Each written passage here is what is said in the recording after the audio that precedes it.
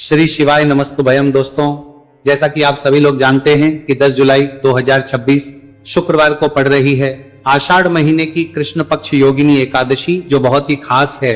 और दोस्तों, ये वो तिथि है जो कि आषाढ़ महीने में शुक्रवार को पड़ रही है, तो इस दिन का महत्व और भी अधिक बढ़ जाता है। पूज्य गुरु जी ने कहा है कि अगर कभी भी मौका लग जाए और आषाढ़ महीने की एकादशी तिथि शुक्रवार को पड़ जाए तो इस दिन आपको 11 गेहूं के दाने वाला उपाय जरूर करना चाहिए, क्योंकि ऐसा संयोग बहुत ही कम आता है। और दोस्तों, इसी दिन किया जाने वाला पंडित जी द्वारा बताया गया 11 गेहूं के दाने वाला उपाय आप लोगों को जरूर करना चाहिए। और अगर आप लोगों ने इस उपाय को नहीं किया है या किसी कारणवश नहीं कर पाए हो तो एकादशी तिथि के दिन इस उपाय से मत चूकना। दोस्तों देखिए, ये दिन इतना खास होता है, इतना महत्वपूर्ण होता है, देखा गया है कभी कभी बड़े बड़े पूजा पाठ अनुष्ठान से जो मनोकामना पूर्ण नहीं होती है, वह आषाढ़ महीने के शुक्रवार के दिन एक छोटे से करने से ही आपकी मनोकामना पूर्ण हो जाती है। और बहुत सारे लोगों ने इस उपाय को किया भी है और उनको इस पत्र में उपाय को करने का फल भी जरूर मिला है। अगर आप लोग भी इस उपाय को एकादशी तिथि के दिन करना चाहते हैं तो आप इस उपाय को पहले अच्छे से समझ लेना, सुन लेना, उसके बाद करना। आपको इस उपाय का फल जरूर मिलेगा। देखना, आपकी सभी मनोकामनाएं पूरी हो जाएंगी। दोस्तों, हम आपको यहां पर बता दें कि ये जो गेहूं के दाने वाला उपाय, ये उपाय पंडित जी ने अपनी अभी की शिव महापुराण की कथा में ही बताया है। और इस उपाय को करने से आपके घर में चाहे किसी भी प्रकार की दुख और समस्या क्यों ना चल रही हो, आपको उसका कारण भी नहीं पता है कि भाई ये समस्या किस कारण से चल रही है। उसका कुछ भी कारण हो सकता है, जैसे पितृदोष हो सकता है, काल सर्प दोष हो सकता है, या किसी भी तरह का मंगल दोष भी हो सकता है, और भी बहुत तरह के दोष होते हैं, कुछ भी हो सकता है। पर आपको इसको करने के लिए अपने दोष को पता लगाने की भी जरूरत नहीं है। आपके घर में किस कारण से इतनी दुहक और परेशानी आ रही है, वो भी आपको पता लगाने की जरूरत नहीं है। बस शुक्रवार के दिन इस उपाय को कर लेना, क्योंकि इसी एकमात्र उपाय को करने से आपके पूरे घर परिवार में सुख और शांति हो जाएगी। आपके घर में अच्छे अच्छे काम होने लगेंगे। आपकी जो भी मनोकामना होगी वह भी धीरे धीरे करके पूर्ण होना शुरू हो जाएंगी। अब हम समझते हैं इस गेहूं के दाने वाले उपाय को आपको करना कैसे है, किसको करना है, किस समय करना है और कैसे करना है। देखो, उपाय बिल्कुल आसान है, बस समझने वाली बात है। ध्यान से समझिए, उसके बाद ही आप लोग जो है इस उपाय को जरूर कीजिएगा। लेकिन उससे पहले जो भी मेरे भाई, मेरी प्यारी बहनें आज चैनल पर पहली बार आए हैं या मेरी आवाज आज पहली बार सुन रहे हैं, अगर आप भी महादेव के सच्चे भक्त हैं तो वीडियो को और चैनल को सब्सक्राइब जरूर कर लें और कमेंट बॉक्स में लिखें हर हर महादेव, जय भोलेनाथ। अब सबसे पहली चीज हम लोग ये समझते हैं कि इस 11 गेहूं के दाने वाले उपाय को इस शुक्रवार के दिन किसको करना है। तो देखिए, इस उपाय को घर के सभी सदस्यों को करने की बिल्कुल भी जरूरत नहीं है। घर में से कोई एक मुख्य बड़ा सदस्य ही इस उपाय को करेगा तो उस घर परिवार के सभी सदस्यों को इस उपाय को करने का फल मिल जाएगा। पर वो बड़ा सदस्य कौन होगा, कौन व्यक्ति इस उपाय को करेगा, तो यहां पर देखिए हम आपको बता दें, घर की बड़ी माताएं, बहनें होंगी। घर की बड़ी माताओं बहनों में से कोई भी एक माता बहन इस वाले उपाय को कर सकती है। अपने पूरे घर परिवार के लिए घर में सभी सदस्यों को इस उपाय को करने की जरूरत नहीं है। मात्र घर की जो बड़ी माताएं बहनें हैं, उनमें से कोई भी एक माता बहन इस वाले उपाय को करेगी तो उसके घर परिवार के पूरे सदस्यों को इस उपाय का फल मिलेगा। अगर किसी कारणवश माताएं बहनें घर में उपस्थित ना हो या वो इस उपाय को कर रही हो, कुछ दिक्कत हो, तो भाई उस जगह पर फिर घर का कोई बड़ा व्यक्ति भी इस उपाय को कर सकता है। माताओं बहनों के कहने का मतलब यह था कि माताएं बहनें घर की लक्ष्मी होती है।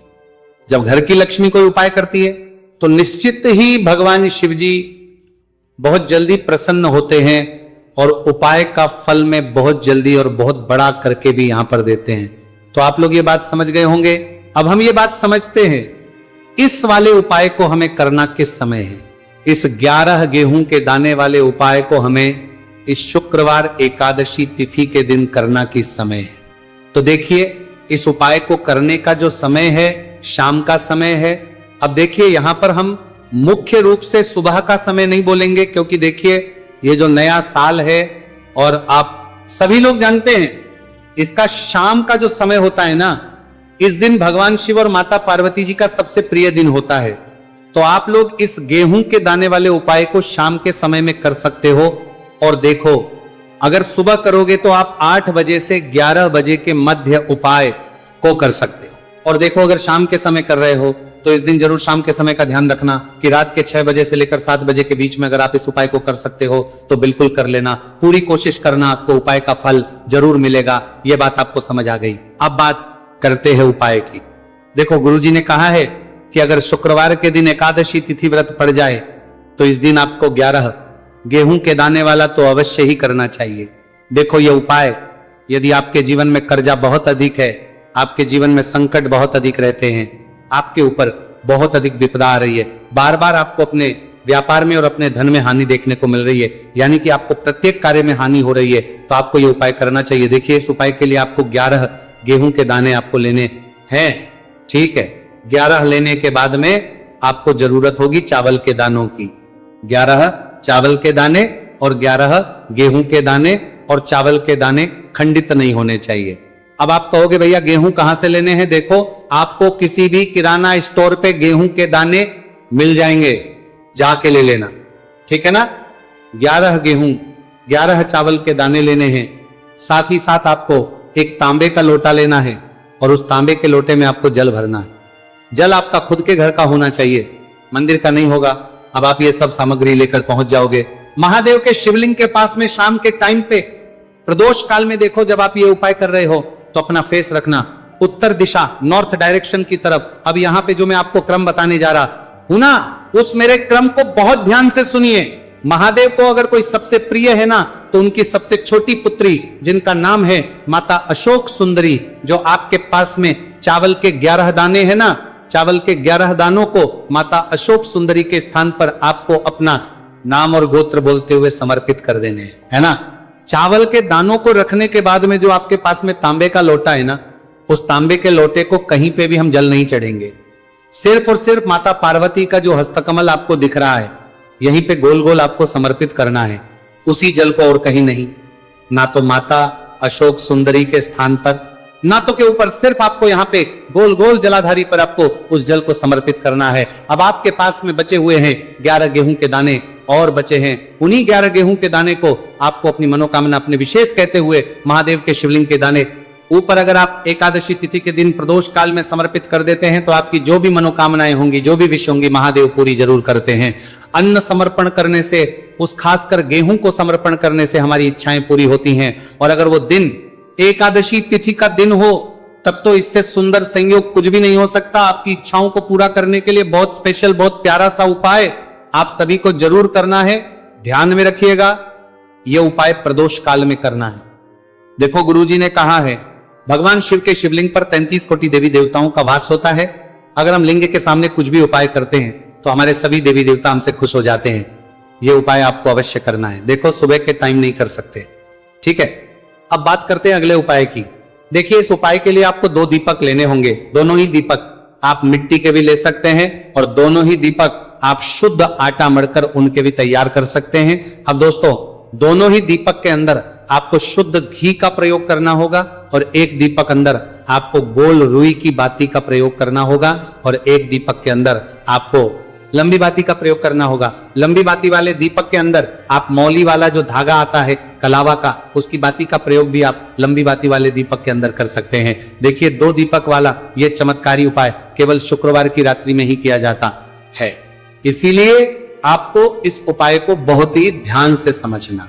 इसी के साथ में आपको 1 चुटकी काले तिल के दाने लेना है और इसी के साथ में आपको मात्र 1 चुटकी हल्दी भी लेनी होगी। अब दोस्तों, ये सभी सामग्री लेकर के आपको रात्रि के समय पहुंच जाना है अपने घर में। जहां कहीं भी तुलसी जी का पौधा, तुलसी माता का निवास स्थान है, वहां पर देखिए दोस्तों, सबसे पहले तो आपके पास जो एक गोलबाती का दीपक, उसे आपको तुलसी जी के वहां पर प्रज्वलित करना है। दीपक को प्रज्वलित करते समय आपको ओम नमो भगवते वासुदेवाय या इस मंत्र का 11 बार जाप कर लेना है।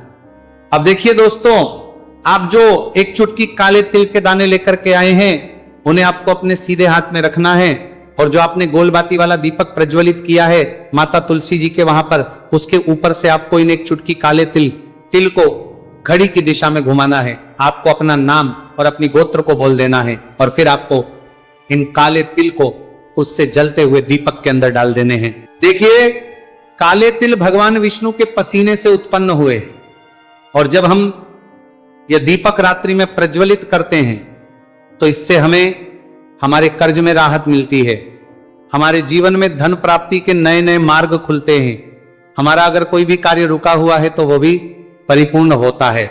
देखिए, गोलबाती का जो दीपक है, विशेषकर हम माता तुलसी के वहां पर भगवान विष्णु और माता लक्ष्मी के निमित्त प्रज्वलित कर रहे हैं। इस प्रकार से आपको यह दीपक प्रज्वलित कर देना है। अब जो आपके लंबी बाती का दीपक है, एक चुटकी हल्दी है, तो इससे आपको लेकर के पहुंचना है अपने घर के मंदिर में। आपके घर के मंदिर में माता लक्ष्मी की जो भी प्रतिमा ही मूर्ति है उनके सामने सबसे पहले तो आपको ये लंबी बाती का दीपक रखना है, फिर आपको दीपक को प्रज्वलित कर देना है। दीपक को प्रज्वलित करते समय आपको महालक्ष्मी इस मंत्र का जाप करते रहना है।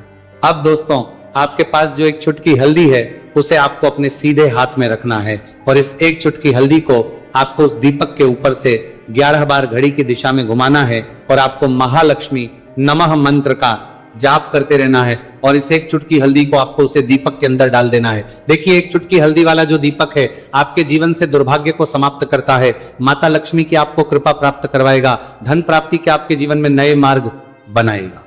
देखो, अगला उपाय है वो भी बहुत ज्यादा खास है। तीनों उपाय को आप जरूर सुनना, क्योंकि जो आपको अच्छा लगे वो उपाय आप कर सकते हैं। देखिए, इस उपाय के लिए आपको 2 हरी इलायची लेनी होगी। हरी इलायची आपको साबुत लेनी है, खंडित नहीं होनी चाहिए। और इसी के साथ में आपको मात्र थोड़ा शहद लेना है। शहद आपको मात्र आधा चम्मच या फिर उससे भी कम ले लेना है। और इसी के साथ में आपको एक दीपक ले। दीपक आप चाहे तो मिट्टी का भी ले सकते हैं, और आप चाहे तो शुद्ध आटा मढ़कर उसका दीपक भी आप तैयार कर सकते हैं। इस दीपक के अंदर आपको मौली का जो धागा आता है कलावा का, उसकी बाती का प्रयोग करना होगा। यानी कि इस दीपक के अंदर आपको लाल रंग की बाती का प्रयोग करना होगा, और इस दीपक के अंदर आपको शुद्ध घी का प्रयोग करना होगा। अब ये सारी सामग्री लेकर के आपको अपने घर में जो भी मंदिर है वहां पर पहुंच जाना है, और आपको मां लक्ष्मी के किसी भी स्वरूप के सामने बैठ जाना है। अगर माता लक्ष्मी की फोटो है, माता लक्ष्मी की प्रतिमा है, तो उनके सामने आपको बैठ जाना है। अगर माता पार्वती की प्रतिमा है तो उनके सामने आपको बैठ जाना है। यानी कि किसी भी माता के स्वरूप के सामने आपको बैठ जाना है। अब देखिए, सबसे पहले तो आपको माता रानी के सामने से चावल की ढेरी बना देनी है, यानी कि सी अक्षत के दाने आपको माता रानी के सामने रखना है। उसके बाद आप एक दीपक लेकर के गए हैं, उस दीपक को आपको उन्हीं चावल के दानों के ऊपर रख देना है, और फिर इस दीपक को आपको माता रानी के सामने प्रज्वलित कर देना है। देखें, इस दीपक को प्रज्वलित करते समय आपको लक्ष्मी नम इस मंत्र का लगातार जाप करते रहना है। दीपक को प्रज्वलित करने के बाद आप जो 2 हरी इलायची लेकर के गए हैं, उसमें से एक हरी इलायची को तो आपको उसी दीपक के अंदर डाल देनी है, और वहीं पर आपको से कम 21 बार ओम महालक्ष्मी नमः इस मंत्र का जाप कर लेना है। अब आपके पास जो शहद है और एक हरी इलायची है, उसे सीधे आपको लेकर के पहुंच जाना है भगवान शिव के मंदिर में। पूज्य गुरु जी ने बताया है कि यह उपाय आपको सिर्फ और सिर्फ शाम के समय ही करना होगा। शाम को जब भी सूर्यास्त का समय होता है तो उस समय आपको यह उपाय करना है। लेकिन सबसे पहले तो आपके पास जो एक हरी इलायची है उसे आपको उस शहद के अच्छे से डुबो देना है, यानी कि शहद का लेपन उसे हरी इलायची के ऊपर चारों तरफ आपको कर देना है। अब ये जो शहद से युक्त हरी इलायची है, इससे आपको भगवान शिव के शिवलिंग पर अर्पित कर देनी है, और आपको वो श्री शिवाय नमस्तु भयम इस मंत्र का लगातार जाप करते रहना है। फिर इसके बाद आपको एक लोटा जल भी अपने साथ लेकर के जाना है, तो ये एक लोटा जल भी आपको धीरे धीरे शिवलिंग पर समर्पित कर देना है, और आपको इस मंत्र का जाप करते रहना है। फिर इसके बाद आपको अपने घर आ जाना है। इस प्रकार से आपको ये उपाय कर लेना है। तो चलिए दोस्तों, जान लेते हैं गुरुजी द्वारा बताए गए दूसरे उपाय के बारे में। देखिए, इस उपाय के लिए आपको लेना है 11 चावल के दाने। गुरुजी ने कहा है चावल के दाने खंडित नहीं लेने हैं, बिल्कुल साबित होने चाहिए। उसके साथ में आपको लेना है एक बेलपत्र। बेलपत्र का भी नियम है, अगर आपके पास बेलपत्र नहीं है तो आप शिवलिंग से उठाकर उसको पुनः शुद्ध जल से धोकर इस्तेमाल कर सकते हैं। इस प्रकार आपको बेलपत्र लेना है। इसके बाद आपको एक लोटा जल लेना है। अब ये सब सामग्री लेकर आपको जाना है महादेव के मंदिर में। देखो, अब आपको उत्तर साइड में खड़े हो जाना है, और सबसे पहले आपको एक बेलपत्र अपने हाथ पर और 11 चावल दाने रखकर शिवलिंग के ऊपर अपना नाम और गोत्र बोलते हुए समर्पित कर देना है, और का लगातार जाप करना है। अब आपको जो एक लोटा जल साथ में लेकर आए थे उसे धीरे धीरे बेलपत्र और चावलदाने के ठीक ऊपर आपको समर्पित करते जाना है और शिव पुराण के मूल मंत्र श्री शिवी का 11 बार जाप करना है और अपनी मनोकामना बोलते जाना है। देखो, बस छोटा सा उपाय करना है, देखना एक दिन आपके सब काम बनने लग जाएंगे। गुरुजी का बहुत ही विशेष उपाय है। चलते तीसरे उपाय के देखिए। देखो, इस उपाय के लिए आपको लेना है एक गोल बाती का दीपक। आप चाहे तो मिट्टी का ले सकते हैं या फिर घर से शुद्ध आटा मढ़कर उसका दीपक आप तैयार कर सकते हैं। इसके बाद आपको लेना है शुद्ध गाय का घी। अगर वो नहीं है तो कोई भी देसी घी इस्तेमाल कर सकते हैं, जिससे आपको दीपक प्रज्वलित करना है। देखो, अब ये सब सामग्री लेकर आपको जाना है प्रदोष काल में आपके घर पर तुलसी जी के घेरे के पास में। देखो, ये उपाय तो आपको अवश्य करना है। देखो, वहां पहुंच सबसे पहले वो दीपक आपको प्रज्वलित कर देना है और ओम नमो भगवते वासुदेवाय नमः का 11 बार जाप करना है। उसके बाद आपको अपने सीधे हाथ में थोड़ी हल्दी लेकर उस दीपक में अपना नाम और गोत्र बोलते हुए डाल देना है। उसके बाद माता लक्ष्मी से आपको प्रार्थना करना है कि हे महालक्ष्मी, हमारी सभी दुख तकलीफों को दूर करो। हे महादेव, हमारे सब दुख कष्टों को खत्म करो। इस भावना से आपको यह उपाय करना है। ये पूरे साल भर इस उपाय को ना किया हो, पर अगर आपने इस मार्गशीर्ष महीने में, तो आपको इस उपाय को करने का वो फल मिलेगा जिसकी आपने कभी कल्पना भी नहीं करी होगी। इसीलिए इस हल्दी दीपक वाले उपाय को एक बार जरूर कर लेना, ताकि आप लोगों के हाथ से यह मौका ना जा सके और आपको इस उपाय को करने का फल मिल सके।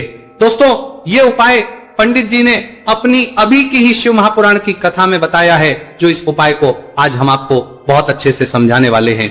इस वीडियो को देखने के बाद इस उपाय को समझने के लिए आपको कोई और वीडियो को देखने की जरूरत नहीं पड़ेगी। तो दोस्तों, इस उपाय को आपको कैसे करना है, कब करना है, कहां पर करना है और उपाय को करते समय आपको किन किन गलतियों को नहीं करना है और आपको किन किन बातों का ध्यान रखना है, ये सारी जानकारी हम आपको इस वीडियो में देंगे। तो चलिए भक्तों, उपायों को शुरू करते। अगर आप भी चाहते हैं कि महादेव जी का आशीर्वाद आप पर सदैव बना रहे, तो वीडियो को लाइक करें, चैनल को सब्सक्राइब करें और कमेंट बॉक्स में हर हर महादेव जरूर लिखें। तो दोस्तों, यह थे पूज्य गुरुजी द्वारा बताए गए कुछ बहुत ही खास उपाय। अगर आपको जानकारी अच्छी लगी हो तो वीडियो लाइक करिएगा। मिलते हैं फिर एक नए वीडियो के साथ। श्री शिवाय। पूरे साल भर इस उपाय को ना किया हो, पर अगर आपने इस मार्गशीर्ष महीने में, तो आपको इस उपाय को करने का वो फल मिलेगा जिसकी आपने कभी कल्पना भी नहीं करी होगी। इसीलिए इस हल्दी दीपक वाले उपाय को एक बार जरूर कर लेना, ताकि आप लोगों के हाथ से यह मौका ना जा सके और आपको इस उपाय को करने का फल मिल सके। दोस्तों, ये उपाय पंडित जी ने अपनी अभी की ही शिव महापुराण की कथा में बताया है, जो इस उपाय को आज हम आपको बहुत अच्छे से समझाने वाले हैं। इस वीडियो को देखने के बाद इस उपाय को समझने के लिए आपको कोई और वीडियो को देखने की जरूरत नहीं पड़ेगी। तो दोस्तों, इस उपाय को आपको कैसे करना है, कब करना है, कहां पर करना है और उपाय को करते समय आपको किन किन गलतियों को नहीं करना है और आपको किन किन बातों का ध्यान रखना है, ये सारी जानकारी हम आपको इस वीडियो में देंगे। तो चलिए भक्तों, उपायों को शुरू करते। अगर आप भी चाहते हैं कि महादेव जी का आशीर्वाद आप पर सदैव